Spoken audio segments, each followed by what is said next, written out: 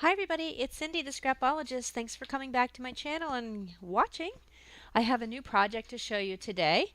This one may or may not become another video series, slipcovers and boxes. I wanted to show you, give you an idea of how you can make a slipcover to put over your mini albums or junk journals and how to size it for whatever the size of your project is. So there's so many things you can do with boxes and slip covers. This one here is called this would be, whoops, I just pressed it in. This one is called a box, obviously, as opposed to a slip cover. A slip cover, and I'm sorry this is so big, but this is going for a over a big 12-inch album that I'm making. But a slipcover is one in which your book just slips inside. Your book, your mini album, your journal just slips inside. This is what we're going to make today. This is called a slipcover. And then there's a variety of different boxes that you can make to house your mini albums as well, or other little goodies. Doesn't even have to be albums. So this one's just covered in scrapbook paper. I got the idea from a deck of cards. Well, I say I got the idea. I'm sure that other people have done this. Again, I always like to make that caveat that I did not invent this, but for me personally, I found an old deck of cards that had this hole in it, and what I like about this is that when you open up the box, you can stick your thumb in there and pull out what you want really easily. So I sort of fashioned this out of a box that housed a deck of cards. So this one opens, it does have a ribbon closure, and it opens up like so. And inside of this one I have two little mini albums. These are available in my shop. These are actually, well, this whole case and the albums are available in my shop. These are actually, well, I've got it upside down. They're envelope albums. Made out of envelopes, and they open up and flip way down, but anyway, that's not the purpose of this video. But with these boxes, they're really fun to make because you can do a lot of things with them. You can put one of these on this side as well to make what's called a clamshell box so that the top fits over the bottom. You can do that.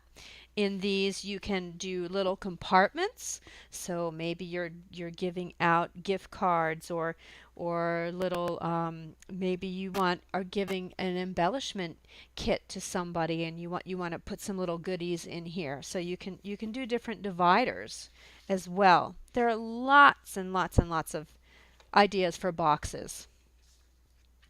So let me get that out of the way. But today we are doing a slipcover, not one this big. I'm going to make one today for this journal. And I don't know, once this gets in my shop, I don't know if I will actually use the slipcover with it, because the only drawback to a slipcover is that you can't have anything raised on the front or the back, because obviously when you put it in the slipcover, it's not going to fit. If you have, I was thinking of putting a metal nameplate on here, or some other things. If you wanted to put a flower on the front of it, a slipcover is not going to work. So it's only good for books where you just have a flat surface. So the first step is that you need to measure your book, obviously. And my book is 7 1/4 by 4 1/2 inches. So you want to write that down, but add 1/4 of an inch to your measurements, because you need at least a little bit of wiggle room to be able to get the book in and out. You don't want to be cramming it into that slipcover. So 7 1/4 was my height, so that's going to be 7 1/2. And then the width was 4 1/2. Did I say 4 1/2 or 4 3/4? Sorry, 4 3/4. So I'm going to cut at 5 inches. Okay, So you just add a 1/4 of an inch to the height of the book and a 1/4 of an inch to the width of the book. I already cut my pieces for that so that you wouldn't be bored to death watching me cut. So here are my pieces. You need 2 of them. You need a front and a back. And put them on just to make sure that you've got a little bit of room. And I can feel that 1/4 of an inch. That looks good. So that's going to be the front and the back. Then you need a spine piece. So you're going to measure your spine, the height and the width. The width of my spine here is 1 1/4. So I cut a piece at 1 1/2. And again, this is 7 1/4. So I cut a spine piece at 7 1/2. That's this piece here. And that's the piece that's going to go over the spine. You see? And then these are my 2. This is my front and back piece. It's going to go like this. Okay? So what do we need now? We need something to go on the top and the bottom. Not on the front, because that's where the book is going to slip in. So we want to still maintain the same width of the spine plus a 1/4 of an inch. So for my spine, that's 1 1/2. But then you want to use the width of your book plus a 1/4 of an inch.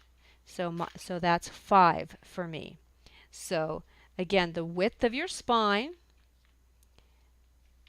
times the by the width of your book, and add a 1/4 of an inch to each measurement. So I already cut those. And we have 2 of these, one for the top and one for the bottom. So when you're done cutting, you should have 1, 2, 3, 4, 5 pieces. Now we need to just join these together. The first part of the book you do just like a mini album. You're going to put it together like this. So we need some paper hinges to adhere this spine piece to the 2, the front and the back covers. And I am using, if I can find it, let's see, I like to use my scrap paper for this. It's a good use of scrap paper. This is a heavier cardstock. This is about 80 pounds, I think, that I construct the mini albums out of, and I always have a ton of this. So measure, well, we already know that this is 7 1/2, and then we're going to make the hinge at about, I would say, 1 1/4 inches. So the height of your book by 1 1/4 inches, and we need 2 of those.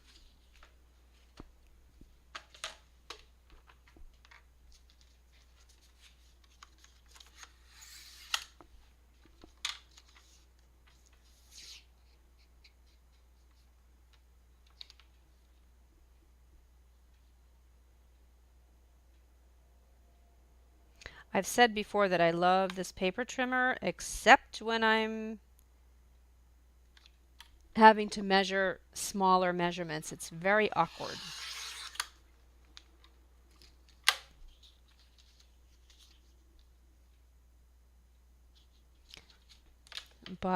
So 1 1/4 inches by the height of your cover. So for me, that's 7 1/2.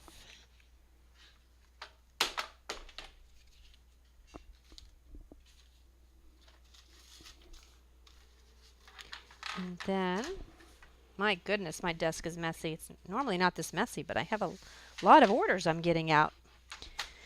Okay, so then you're just going to score down the middle, or if you don't have a scoreboard, that's okay. Just fold your paper in half lengthwise.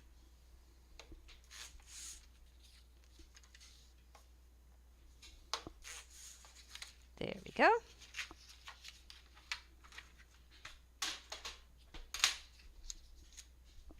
Tape it up. I'm using Suquang tape that I get from Scrapal. I ran out of 1/2 inch, so I'm going to have to use my 3/8 of an inch. No, I think I'm going to use 2 strips of 1/4 inch because you want good coverage.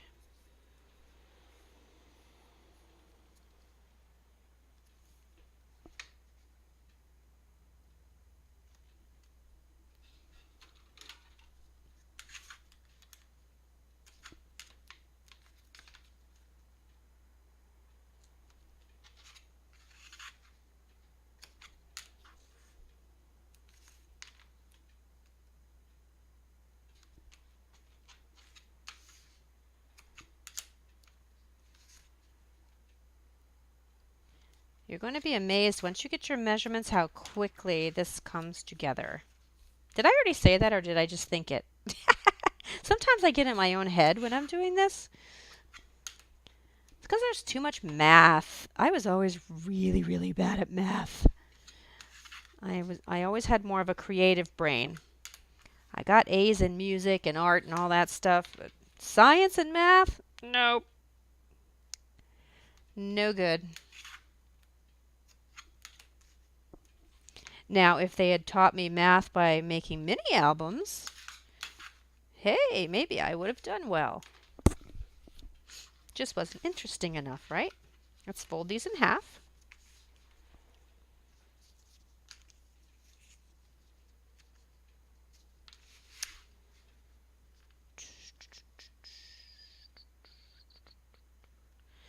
Okay, now how I like to do this is, my stupid thing is all bubbled. It's not gonna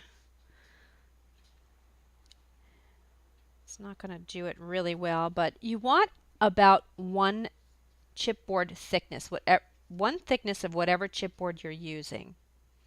So I like to use that as kind of a spacer. I use a spare piece and try to make sure that they're really super straight. And then go ahead and put your hinge on. Would this be called a hinge? Yeah, I guess it would. Or maybe not. I don't know what you would call this. We'll call it our adhering piece. Okay, let's put that on right like so.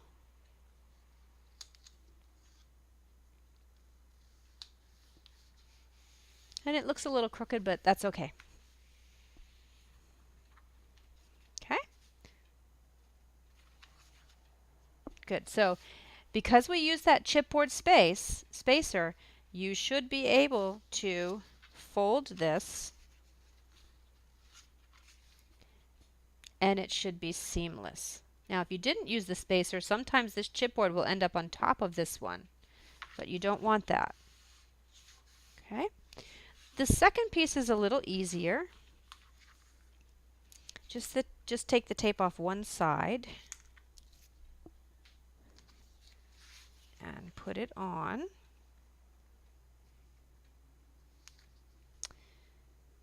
Notice I've flipped this around now, so the first piece I put on like this, but the second piece I'm going to put on like this. You know what? This looks crooked. I wonder if I cut this crooked. Let me just double check. Oh, I did. Let me fix that, or this won't come together very well. It must have, I had to take a little sliver off. This little sliver will make all the difference in the world. But I must have slipped when I was cutting it. Okay, where was I? So to your spine piece here, I like to keep it kind of folded. And then just carefully put this on here.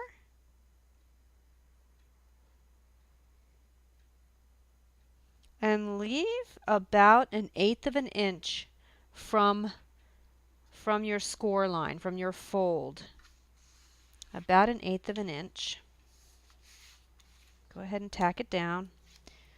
Take the tape off your other side. Now this time you don't need the spacer because you're going to use your cover itself as a spacer. So this is the trick. This is the key here. Put it on like this. That way you know it's going to fit. Okay, so put it on like this. It took me forever to figure this out. And then put your little hinge on. Okay, so now we've got the perfect spacing in there for this to be able to fold up like this. And let's just, where's my burnishing tool? Here it is. Let's just make sure this is on there really good. Okay, so now we need to put our top and bottom pieces on. So we need to cut more hinges. Did I cut those already? No, I didn't. Okay. Now, this makes a nice mini album too. This is a great way to make a mini album.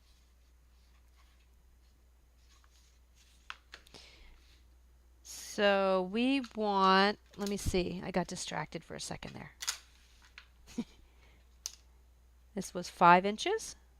So 5 by 1 1/4.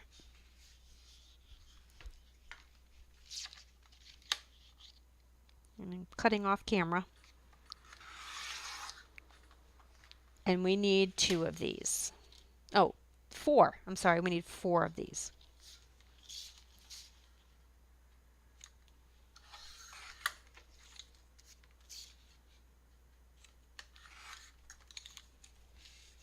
There's 2.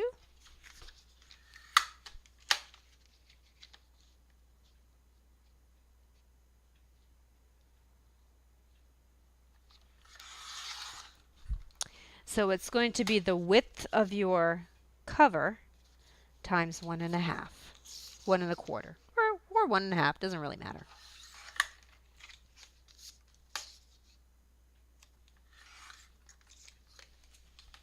Okay, and we're going to score these down the middle.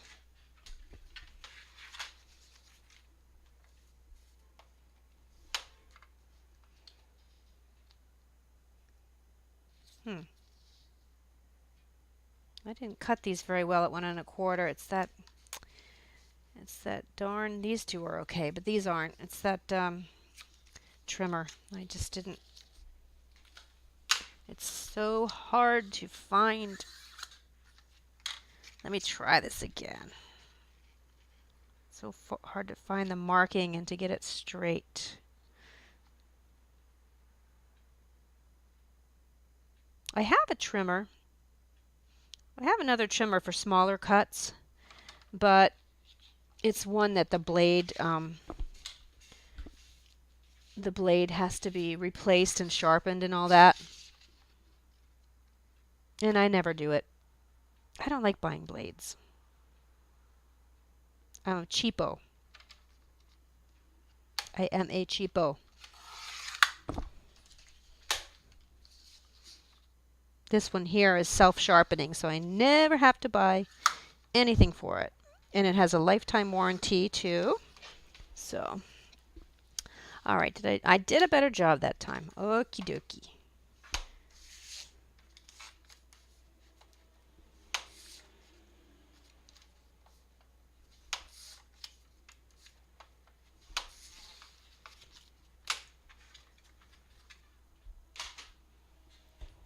Get a sip of tea today. I mean, get a cup of tea. Have a sip of tea. What am I trying to say? Today, I was going to say, I have lavender and peach.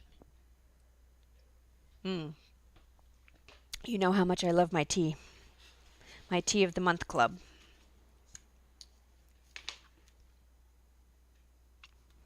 Having trouble talking today. It's a rainy day and kind of chilly. So it's one of those days when you just sort of want to nest. You know, you want to stay in your pajamas and make soup in the crock pot, sip tea, one of those days. And so that's the mode I'm in. My brain just does not want to activate. My husband would say, well, you're blonde, that's most days. I kind of set myself up for that one. I can hear him saying that.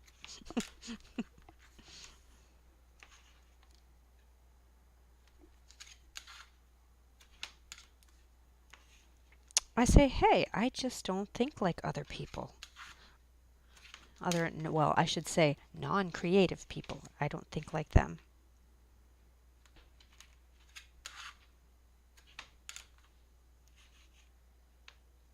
Not that non-creative people are bad.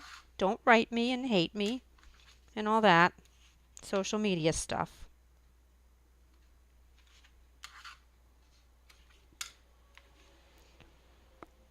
But I know you guys wouldn't do that. The crafting world is just, there are a few out there, like with anything, but for the most part, I find we're very supportive of each other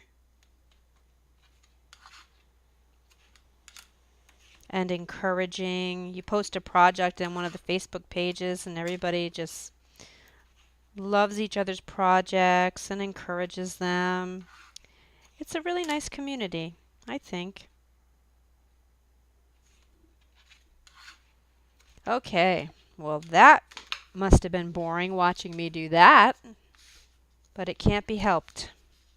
Okie dokie. So we're going to do this one just like we did the other one from the back. The first one is the only wonky one. All the other ones you do the exact same way. So we're going to take this. Let me think about this for a second. Yes.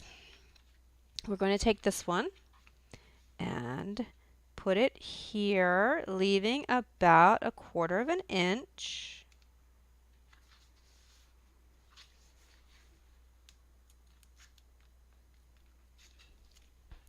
Take the tape off the other one, take your spine piece and line it up so that it's nice and snug, and then fold your piece up. Excellent. Let's do the same for the bottom.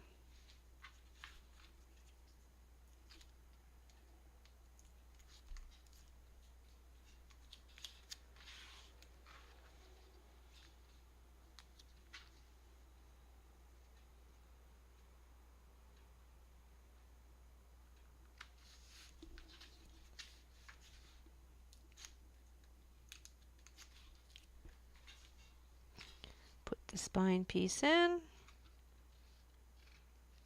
Or I should say this is not the spine piece. This is either the top or the bottom piece.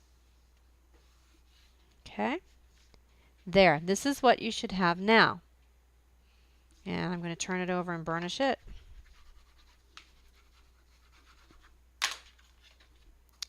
Now what we need to do is affix all of this together. Now this is where you want to be really careful. You want to really make sure that you don't have any gaps when you put this all together. Let me see if I can do it this way. Because sometimes what can happen is you can get this kind of a gap there, and you don't want that. It can be fixed. If you end up with a gap, just take a piece of paper and put it over it like that, and it'll cover it. But just try to be really precise with this when we put it together. Okay, so now we have this, and now we're going to just do the same process that we've done before with one side of the tape removed, and we're going to put them on here and on here. Again, leaving 1/8 of an inch.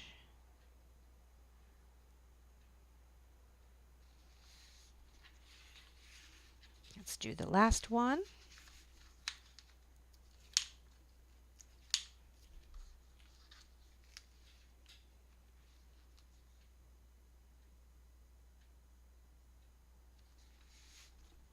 Turn it over and burnish. Okay.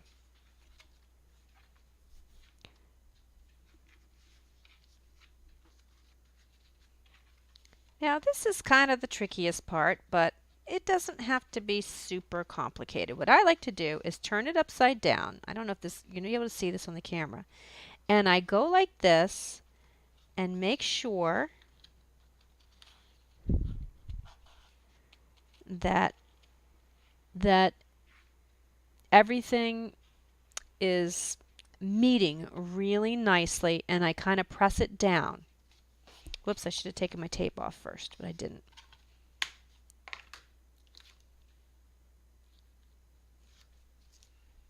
Okay, let's do that again. I hope you can see. Make sure it's pressed down. Make sure it's not none of this piece or this piece are on top of the bottom piece. You can kind of feel around and make sure. And then when you think it's where you want it, then flip up this piece here. And yeah, that looks great. Let's do that for this last piece. I'm going to, it's hard doing it so you can see. This is the most tricky one. Just get it so that it's not sitting on top of that bottom piece. And fold this up. Yay. And there you have it.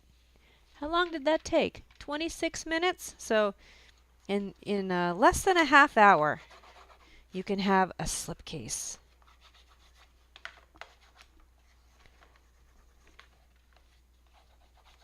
And you can make these for any size, because I gave you the measurements. It's just the height and width of your book at 1/4 of an inch. Now, drum roll, let's see if my journal fits in here. Wouldn't that be embarrassing? Oh, look. It fits in there perfectly. Actually, for some reason, I prefer to have this be the front and the journal comes out to the right. Probably because I'm from the United States and we read left to right. I don't know. But yeah, and see how nice it comes out because you left that 1/4 of an inch, but it's not a huge gap. You see? But it comes out really nicely. You don't want it so tight that you're having to go in here and dig it out. And then you can have fun decorating. Now on this one, normally what I do is I use black chipboard. But I'm running low and I need it for this project that I'm working on. But so this is black chipboard under here. And then I just matted it with scrapbook paper. You can also do the inside if you want. You can decorate the inside. I usually just ink the edges here. And sometimes I do decorate the inside, but you have to do that before you put it all together. You have to mat the inside. But that's all there is to it. I'm very happy that turned out to be the right size. That would have been embarrassing. So there we go. Okay, well, let me know if you have any questions, comments, concerns. Send me a message down below. If there's interest, I'll make one of these boxes or a clamshell box or a treasure box with different compartments inside. We could do that.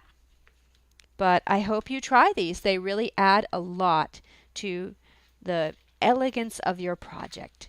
And thank you so much for watching. I'll see you in the next video.